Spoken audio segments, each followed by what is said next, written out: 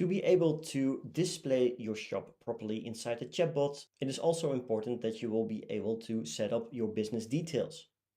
To do this, you can go to the e-commerce tab, go towards the settings tab, and from here you will be able to set up your store details, like your store name, contact email, contact phone, the industry, and if you press this you will get a drop-down with all kinds of industry topics. You will also be able to enter your store address, the shipping method, and the opening hours. If we scroll all the way down, you will also see the different kinds of payment methods that you can insert. If we press the payment method itself, you will see all available options.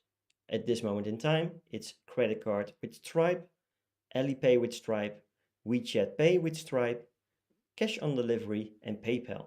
You'll also be able to set up your currency and your tax percentage. All the way at the bottom, you will also be able to set up your standards and formats.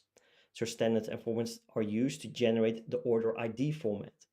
So if you want to have certain prefixes or suffixes, then you will be able to insert that here and it will be added towards the order ID. Just press save. And all your store data has now been saved and you can properly use your store inside of your chatbot.